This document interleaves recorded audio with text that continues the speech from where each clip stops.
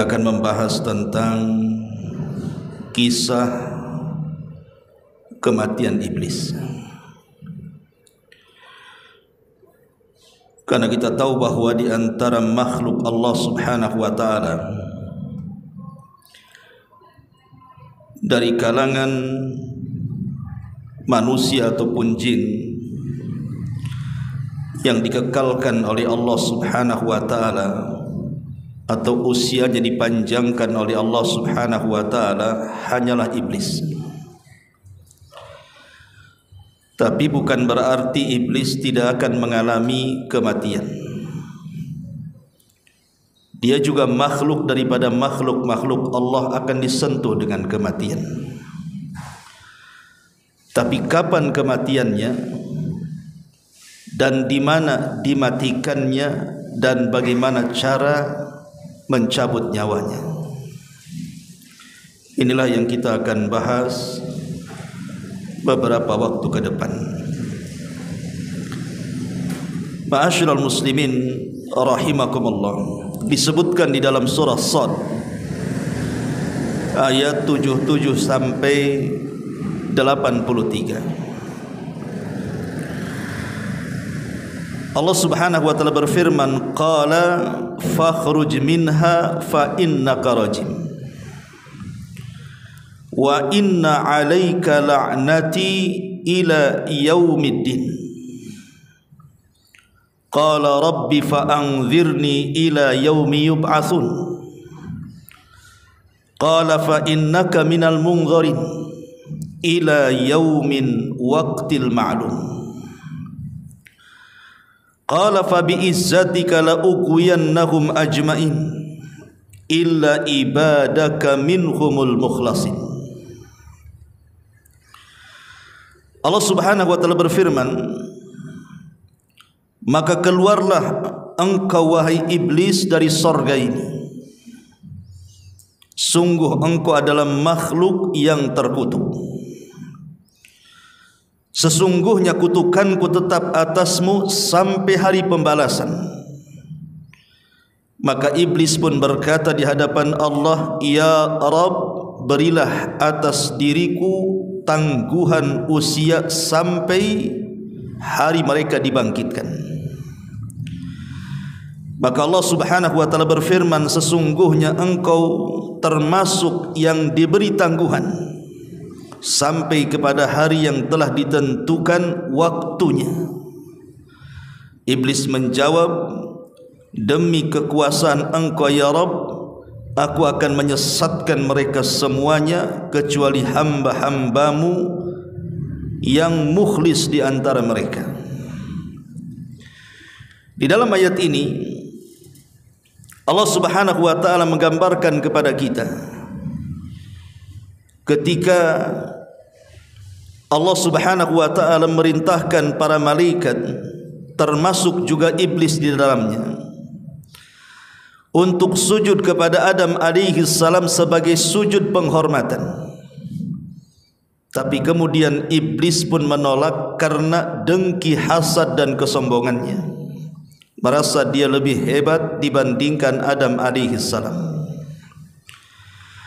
Lah karena iblis ini menolak perintah Allah Subhanahu wa taala, maka Allah murka. Kemudian Allah firmankan di sini, fakhruj minha fa innaka rajim.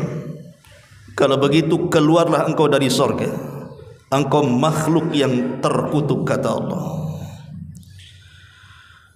Bahkan Allah Subhanahu wa taala saking murkanya mengatakan, wa inna 'alaika la'nati ila yaumiddin. Dan ingat, kata Allah, kutukanku akan senantiasa ada padamu sampai hari pembalasan. Disinilah kemudian iblis meminta kepada Allah Subhanahu wa taala untuk ditangguhkan usianya. Dan dia mengatakan, qala rabbi fa anzirni ila yaumi yub'atsun. Ya Rabb, kalau begitu tangguhkanlah usiaku sampai hari mereka dibangkitkan. Jadi iblis itu sebenarnya meminta kepada Allah Subhanahu wa taala untuk tidak mati selamanya. Sebab kalau seandainya iblis kemudian dihidupkan sampai manusia dibangkitkan, artinya iblis tidak pernah mati. Karena kita tahu bahwa tiupan sangkakala itu kan menurut pendapat yang kuat 2 kali. Di mana tiupan yang pertama itulah yang disebut dengan nafkhatul faza' wal maut, tiupan kejutan dan kematian. Baru setelah itu Allah Subhanahu wa taala perintahkan kepada Israfil untuk meniup tiupan yang kedua. Itulah tiupan kebangkitan. Maunya iblis itu ditangguhkan usianya sampai dibangkitkan manusia. Kalau begitu iblis tidak pernah mati. Karena ketika tiupan yang pertama semua manusia mati, dia tak mau mati. Dia maunya setelah tiupan yang kedua, artinya sudah pindah alam. Bukan alam dunia lagi, tapi alam akhirat, kan begitu. Intinya dia tak mau mati sebenarnya. Tapi Allah Subhanahu wa taala kemudian mengatakan, qala fa innaka minal munzarin. Baik, kata Allah, aku akan berikan tangguhan usia kepadamu, tetapi kata Allah, ila yaumil waqtil ma'lum, sampai hari yang Allah tentukan. Di sini menjadi khilaf para ulama, apa yang dimaksud ila yaumil waqtil ma'lum. Ketika Allah Subhanahu wa taala mengatakan, sungguh kamu termasuk orang-orang yang diberikan tangguhan sampai waktu yang ditentukan. Para ulama tafsir berbeda pendapat tentang waqtil ma'lum, waktu yang ditentukan oleh Allah untuk kematian iblis ini. Ada beberapa penafsiran, di antaranya perkataan Abdullah ibn Abbas radhiyallahu anhuma. Dia mengatakan yang dimaksud adalah arada bihi an-nafkhatul ula. Maksudnya iblis itu akan mati pada tiupan sangkakala yang pertama. Sebagaimana pada tiupan ini manusia akan dibinasakan oleh Allah. Semua binatang-binatang juga akan dimatikan oleh Allah, termasuk para malaikat. Maka iblis juga masuk di dalamnya. Kata Abdullah ibn Abbas radhiyallahu anhuma, ai hina tamutul khalaik, ketika semua makhluk dibinasakan oleh Allah Subhanahu wa taala ataupun dimatikan Allah Subhanahu wa taala, maka disitulah iblis pun ikut mati. Ini pendapat Abdullah ibn Abbas radhiyallahu anhuma, bahwa dia berpendapat bahwa kematian iblis itu pada tiupan sangkakala yang pertama. Tapi sebagian para ulama yang lain, mereka mengatakan bahwa yang dimaksud ila yaumil waqtil ma'lum, maksudnya tidak ada yang tahu kematiannya kapan kecuali Allah Subhanahu wa taala. Tapi yang jelas bahwa iblis itu pasti akan mati, karena semua makhluk itu akan dibinasakan oleh Allah Subhanahu wa taala berdasarkan keumuman Al-Qur'an, kullu man 'alaiha fan wa yabqa wajhu rabbika dzil jalali wal ikram. Kullu man 'alaiha fan, setiap makhluk akan dibinasakan oleh Allah Subhanahu wa taala kecuali wajah Allah Subhanahu wa taala dzil jalali wal ikram. Dari sini kita tahu bahwa yang jelas dia akan mati, tapi kapan kematiannya tidak ada yang tahu kecuali Allah Subhanahu wa taala. Ini juga satu pendapat yang disebutkan oleh para ulama. Ada juga yang mengatakan bahwa kalimat ila yaumil waqtil ma'lum, sebagaimana dikatakan oleh Imam Al-Qurtubi rahimahullahu taala, qala Allah berfirman lahu kepada dia, fa innakum mimman ukhirat halakuhum ila yaumil ladzi yamutu fihi kullal khalqi ba'da nafkhatil ula la ila yaumil ba'thi. Juga Imam Al-Qurtubi menguatkan pendapat Perkataan ila yaumil waqtil ma'lum artinya engkau adalah di antara orang yang diakhirkan kehancurannya, sampai hari di mana seluruh makhluk Allah dimatikan setelah tiupan sangkakala yang pertama, bukan saat hari kebangkitan. Berarti ada juga yang mengatakan bahwa iblis itu dimatikan di antara dua tiupan. Artinya di tengah-tengah dua tiupan, tiupan yang pertama ke tiupan yang kedua itu kan jaraknya antara 40. Bisa 40 hari, bisa 40 bulan, bisa 40 tahun.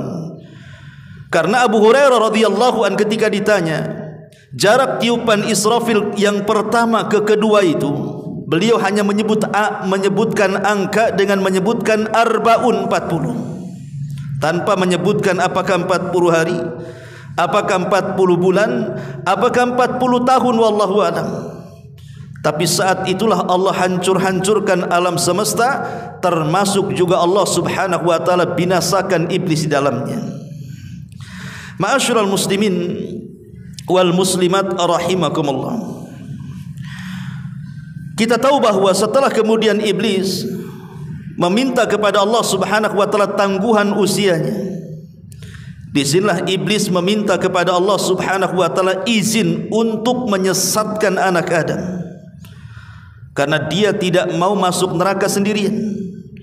Dia ingin mengikutkan sebanyak-banyaknya kalangan jin dan manusia supaya ikut bersama dia masuk ke dalam neraka. Dari sini dia bersumpah di hadapan Allah, fabi izzatika la ughwiyannahum ajmain, karena kekuasaanmu ya Rabb, pasti aku akan sesatkan mereka Bani Adam semuanya. Bahkan dalam ayat yang lain, ketika iblis kemudian berjanji seperti itu, maka dia akan datang kepada manusia itu dari semua arah angin. Sampai-sampai iblis mengatakan, thumma la'atiyannahum min baini aydihim wa min khalfihim wa an aymanihim wa an syama'ilihim wa la tajidu aktsarahum syakirin. Sungguh aku akan datang kepada mereka, maksudnya Adam dan turunannya, dari arah depan mereka, dari arah belakang mereka, dari samping kanan mereka, bahkan dari samping kiri mereka, sampai engkau tidak mendapatkan kebanyakan dari anak-anak Adam itu bersyukur kepadamu ya Rabb. Subhanallah. Tantangan iblis ini bukan isapan jempol, ikhwan.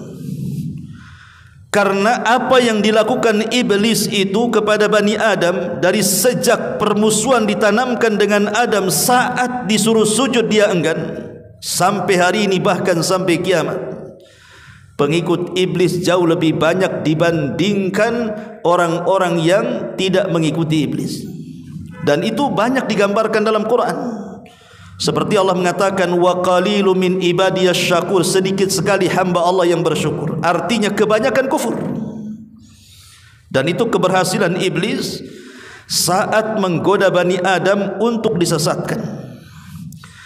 Ma'asyiral muslimin yang dimuliakan Allah subhanahu wa ta'ala, sebagai bukti bahwa iblis itu masih hidup sampai di zaman Nabi sallallahu alaihi wasallam, Allah subhanahu wa ta'ala menggambarkan bagaimana iblis pernah terlibat dalam perang Badar, di mana iblis itu menjadi kompor bagi orang-orang musyrik Quraisy untuk melawan Nabi sallallahu alaihi wasallam di Badar. Dan itu digambarkan dalam surah Al-Anfal ayat 48. Allah subhanahu wa ta'ala berfirman, wa id zayyana lahumus syaitanu a'malahum wa qala la ghaliba lakumul yawma minan nas wa inni jarul lakum falamma tara'atil fi'atani naqasa ala akibaihi wa qala inni bari'um minkum inni ara ma la tarawna inni akhafu Allah wallahu syadidul iqab. Dan ingatlah ketika syaitan, maksudnya iblis di sini, menjadikan terasa indah bagi mereka perbuatan dosa. Mereka kemudian iblis datang kepada mereka, maksudnya orang-orang kafir Quraisy, kemudian menghasut mereka tidak ada orang yang dapat mengalahkan kalian pada hari ini. Seranglah si Muhammad itu, dan sungguh aku akan menjadi penolong kalian. Jadi dalam perang Badar ini, iblis ini menyerupai manusia, kemudian datang kepada pasukan Quraisy, kepada para pembesarnya, kemudian menghasut mereka agar segera menyerang Rasul sallallahu alaihi wasallam di Badar dan menjanjikan kemenangan. Tetapi apa yang terjadi ketika perang sudah berkecamuk?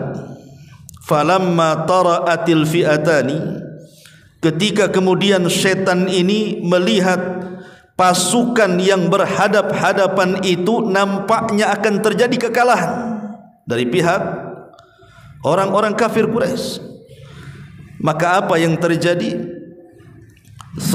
Naqasa ala aqibaihi wa qala inni bari'um minkum, maka dia pun kabur dari pasukan itu dan mengatakan, aku berlepas diri dari kalian, inni ara ma la taron, karena aku melihat apa yang kalian tidak lihat.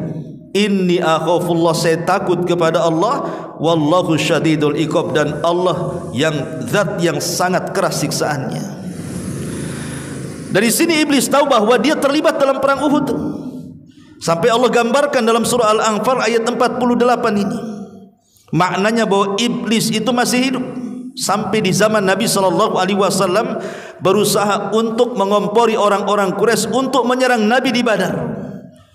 Walaupun pada akhirnya Allah menangkan dalam peperangan ini dan iblis pun kabur, kemudian meninggalkan orang-orang kafir Quraisy. Bahkan juga dijelaskan, bukan hanya di perang Badar, iblis juga terlibat dalam perang Uhud.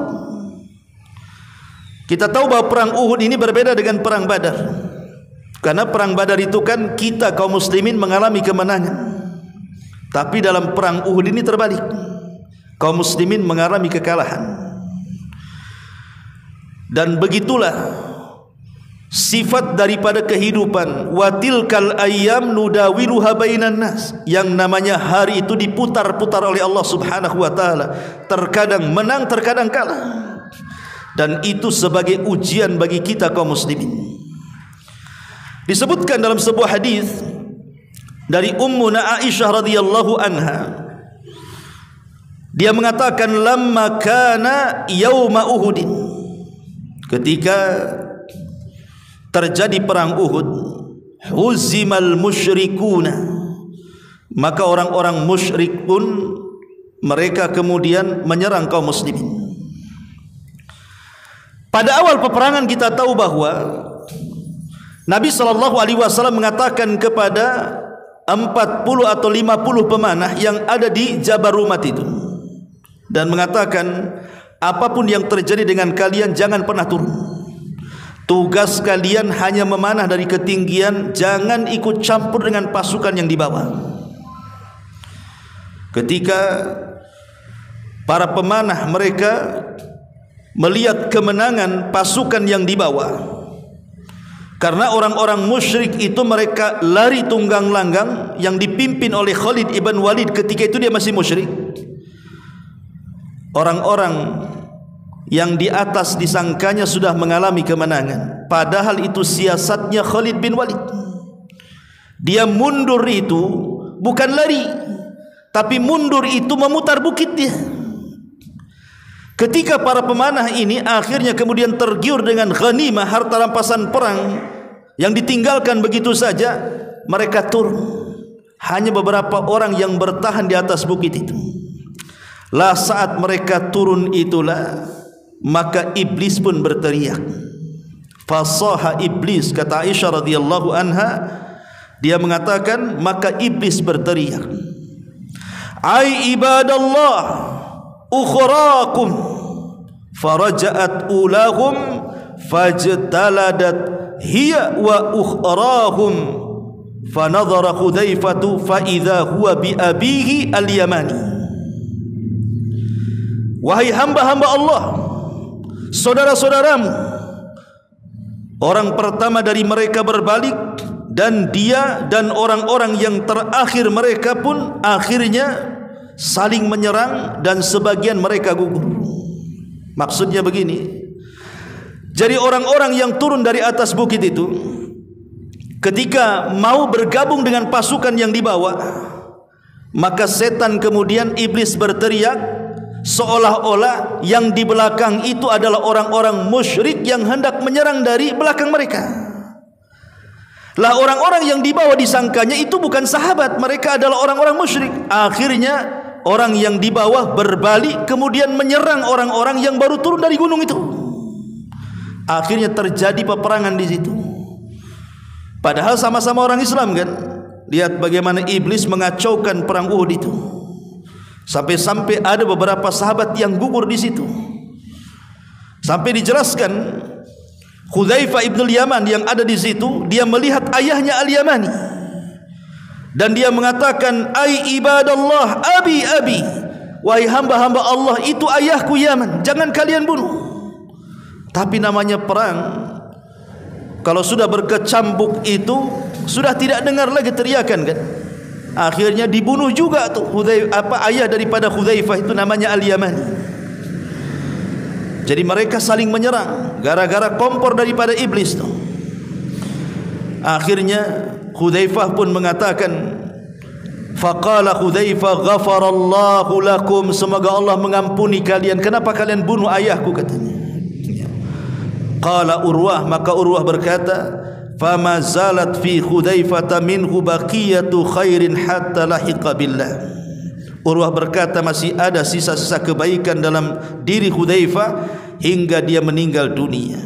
Lihat bagaimana kekalahan daripada perang Uhud itu akibat adu domba yang dilakukan siapa? Iblis. Ya. Ma'asyiral muslimin wal muslimat rahimakumullah. Bahkan bukan hanya iblis datang kepada kaum muslimin yang sedang berperang, dia pun datang kepada Nabi sallallahu alaihi wasallam. Dijelaskan dalam sebuah hadis yang sahih dari Abi Darda radhiyallahu anhu, qama Rasulullah sallallahu alaihi wasallam fasami'nahu yaqul a'udzu billahi minka thumma qala al'anuka bi la'natillahi thalathan. Jadi Rasul sedang salat, tiba-tiba kemudian iblis datang mengganggu Nabi. Tiba-tiba kemudian di tengah-tengah solat Rasul mengatakan, aku berlindung dari Allah, aku berlindung kepada Allah dari kamu. Dan Rasul mengatakan, aku laknat dirimu sebagaimana laknat Allah kepada dirimu. Rasul menyebutkan 3 kali. Maka selesai solat, sahabat heran, kenapa di tengah-tengah solat Rasul berteriak seperti itu, sambil kemudian menjulurkan tangannya ke depan dan berlindung kepada Allah sambil melaknat. Jadi Rasulullah SAW sedang salat begini, tiba-tiba dia begini dan mengatakan, a'udzu billahi min, aku berlindung kepada Allah dari kamu, aku laknat engkau sebagaimana Allah melaknat engkau. 3 kali Rasul mengatakan seperti itu. Jadi selesai salat, sahabat heran, kenapa Rasul mengucapkan kalimat itu di tengah-tengah salat? Ya. Akhirnya kemudian sahabat bertanya, ya Rasulullah, qad sami'naka taqul fi salati syai'an lam nasma'uka taqulu qabla dhalik. Rasul, kami tadi mendengar engkau mengucapkan sesuatu dalam salatmu yang kami tidak pernah mendengar kebiasaan kamu mengucapkan kalimat itu dalam salat. Maka Nabi SAW kemudian menjelaskan alasannya dan bersabda, inna aduwallah iblis, sesungguhnya musuh Allah si iblis itu, jaa bi shihabim min nar liyaj'alahu fi wajhi, dia datang dengan membawa api hendak membakar wajahku. Fakultu, maka aku katakan, kata Rasul, a'udzu billahi minka 3 marrat, aku mengatakan aku berlindung kepada Allah darimu sebanyak 3 kali. Kemudian aku pun mengatakan, al'anuka bila'natillahi tammah, aku berlindung, aku melaknat dirimu sebagaimana Allah telah melaknat kepadamu sebanyak 3 kali. Kemudian Rasul mengatakan, thumma aradtu akhudahu, sebenarnya aku ingin mencekik dia. Wallahi, demi Allah, laula da'watu akhina Sulaiman, kalau bukan karena aku teringat doanya Nabi Sulaiman saudaraku, la asbaha musiqan yal'abu bihi wildan ahli Madinati. Tentu aku akan cekik dia, ku ikat dia di tiang, dan besoknya menjadi permainan anak-anak kota Madinah, katanya. Tapi karena aku teringat dengan doa Nabi Sulaiman, ku lepaskan lagi dia. Apa doanya Nabi Sulaiman? Di mana Nabi Sulaiman berdoa agar Allah tidak memberikan yang Allah beri kepada dia kepada orang setelah dan sesudahnya. Artinya kan Sulaiman bisa menundukkan jin. Sulaiman tidak mau bahwa kekuasaan yang Allah berikan dengan kemampuan mampu menundukkan bangsa jin diberikan kepada orang-orang setelahnya. Makanya Rasul teringat dengan kalimat itu. Akhirnya dilepas lagi. Lihat, menunjukkan bahwa iblis itu hidup sampai zaman Nabi SAW, bahkan mengganggu solat Nabi SAW. Bahkan iblis juga hidup sampai hari ini. Nabi SAW mengatakan dalam hadis Jabir radhiyallahu anhu, inna arsya iblis alal bahri fayab'asu sarayahu fayaftinuna an-nas fa'a'zamuhum indahu a'zamuhum fitnatan. Iblis ini membangun istananya, kata Rasul, di tengah lautan. Ada orang yang mengatakan seperti ada seorang penulis dari Mesir yang bernama Isa Daud. Beliau mengatakan bahwa hadis ini menunjukkan letak istana iblis di mana? Di segitiga Bermuda. Karena di segitiga Bermuda ini memang lautan yang sangat menakutkan, kan? Banyak kapal-kapal hilang di situ, banyak pesawat-pesawat yang jatuh di situ, dan berbagai macamlah keanehan-keanehan dan musibah yang kita sudah mendengar semuanya.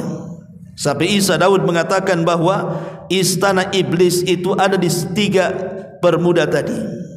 Tapi wallahu alam, kita tidak bisa memastikan istananya di mana.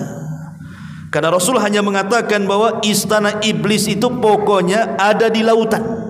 Lautan mananya wallahu alam. Karena sampai hari ini juga belum ada yang sanggup menyingkap perkara gaib ini. Cukup kita imani saja. Lah setiap hari iblis ini sampai hari ini, maka dia akan mengutus pasukan-pasukannya untuk menggoda manusia yang ada di daratan. Maka pasukan yang paling dimuliakan oleh iblis adalah pasukan yang sanggup mendatangkan sebesar-besar fitnah bagi manusia. Sampai sebuah riwayat, iblis ini mengutus pasukan. Mungkin di antara pasukan ini ada yang menggoda orang yang akhirnya tadinya sholat jadi tidak sholat, yang tadinya suka puasa jadi tidak puasa, yang tadinya suka membaca Quran akhirnya tidak suka membaca Quran, yang tadinya bersedekah akhirnya tidak suka bersedekah. Tapi iblis menganggap bahwa pasukan yang sanggup menggoda manusia-manusia seperti itu belum ada apa-apanya. Karena itu perkara yang remeh-temeh bagi mereka. Tetapi ketika iblis kemudian melihat ada satu pasukannya yang berhasil mencerai-beraikan rumah tangga manusia, akhirnya sampai bercerai antara suami istri, maka pasukan ini paling dihormati oleh iblis. Sampai iblis meletakkan piala di atas kepalanya dan mengatakan, anta, engkau pasukan terbaik, engkau pasukan terbaik. Lihat bagaimana iblis ini akan memberikan penghargaan kepada pasukannya kalau dia mampu mencerai-beraikan rumah tangga manusia. Karena itu sebesar-besarnya fitnah. Ingat ikhwatu fiddin, iblis itu kalau mengutus seseorang itu kan sesuai dengan kadar iman kita. Kalau kadar iman kita ini rendah, ya tidak mungkin juga iblis mengutus setan yang kuat, kan begitu. Ya paling diutus setan ecek-ecek, kan gitu ya. Ini imannya lemah, ini disenggol aja miring katanya, kan. Yang remeh-remeh saja lah, kan begitu. Tapi kalau ini imannya kuat ini, ini sudah ngaji, sudah hijrah ini. Tidak bisa main kirim seperti itu. Kalau bisa memang pasukan yang dikirim itu yang sudah ada penataran, kan begitu, yang sudah diuji betul-betul, baru kemudian dikirim kepada orang-orang yang kuat imannya tuh. Begitulah bagaimana iblis kemudian berusaha menggoda anak Adam sebanyak-banyaknya supaya menjadi pengikut dia sampai masuk ke dalam neraka. Ma'asyiral muslimin yang dimuliakan Allah Subhanahu wa taala, artinya iblis itu terus berusaha untuk menggoda manusia sampai Al-Imam Ibnul Qayyim rahimahullahu taala ketika dia menjelaskan tentang bagaimana cara iblis itu menggoda anak Adam, beliau menyebutkan 7 perkara. 7 perkara itulah cara iblis menggoda Bani Adam. Dan 7 perkara ini sesuai dengan tingkatannya, dari yang paling parah sampai yang paling ringan. Yang pertama kata Imam Ibnul Qayyim, al-kufru billahi wa bidinihi. Maka tugas yang pertama, iblis mengerahkan pasukannya bagaimana caranya anak-anak Adam itu dibuat kufur kepada Allah, dibuat kufur dengan agamanya, dibuat murtad dari keyakinannya. Ini tugas yang pertama yang paling berat dari iblis kepada anak buahnya, buat dia kufur, buat dia murtad. Makanya kenapa kemudian dalam Islam itu yang paling penting adalah menjaga akidah, ikhwan.